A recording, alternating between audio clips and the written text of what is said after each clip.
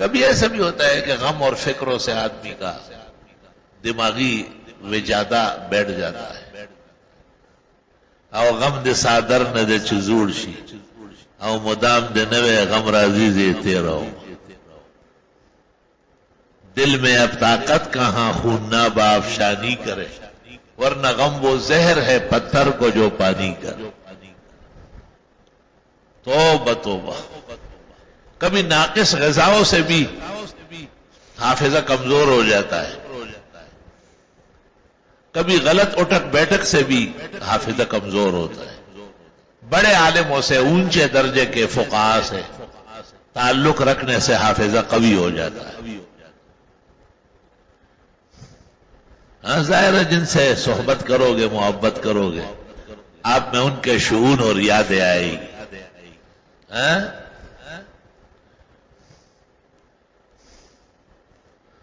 علماء نے اس جگہ وہ اعمال لکھے ہیں جو حافظے کو خراب کرتے ہیں.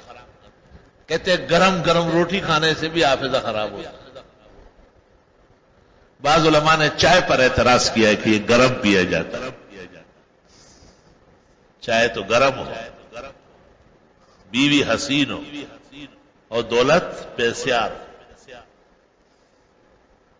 چائے ٹھنڈی جیسے بدشکل بنگڑیواری سروادو کو بلا گئی سا، اور دولت کم ہو تو زندگی آرمان کی گزرے گی. آرمان کی نہیں گزرنا چاہیے بلکہ مرادوں کی ہونا چاہیے.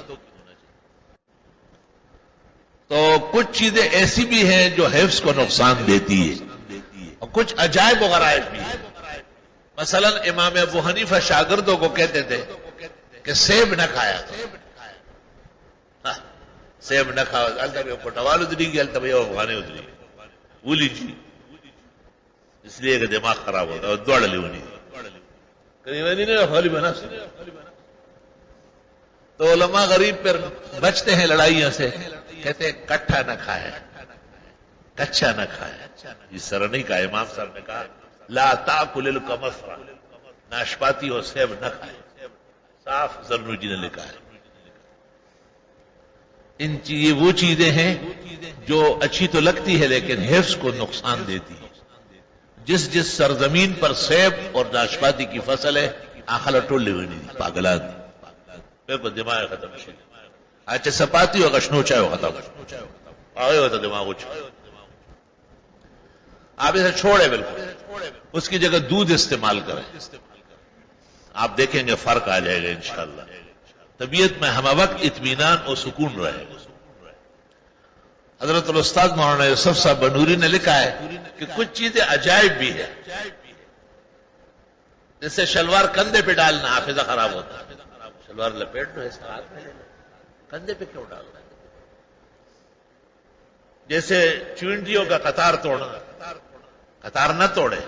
ہمارا رمیت اذ رمیت خاص طریقے سے پڑھ لے اور ریت پر دم کر لے اور وہ اس کو راستہ دے دے کہ بھئی یہاں ہمارا نقصان ہو رہا ہے، مہربانی کرے یہاں سے چلے جائے. سلیمان کے تاج جو تخت کی قسم دیتا ہوں حضرت اب بھی بادشاہ ہے، وہ قدرت الہی وہ راستہ بدل دے. آپ نہ توڑیں اسے. جو چونٹیوں کے قطار توڑتے ہیں کہتے ہیں اس کا بھی حافظہ کمزور ہو جاتا ہے. معارف السنن میں سب اس جگہ مولانا نے لکھا ہے ست تورث النسیان والوسوسہ.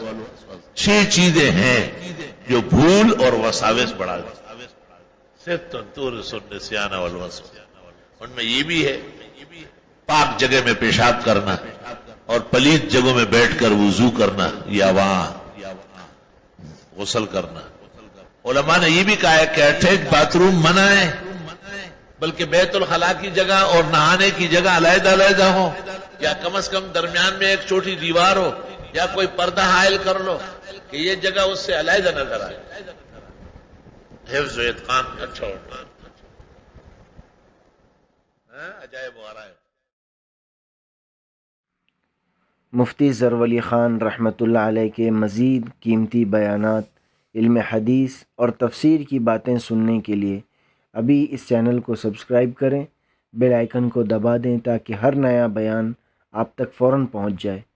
اللہ تعالی ہمیں ان باتوں پر عمل کرنے کی توفیق عطا فرمائے. جزاکم اللہ خیر. جزاک اللہ خیر۔ آگے زیادہ سے زیادہ شیئر کریں اور ہمارے چینل کو سبسکرائب کریں۔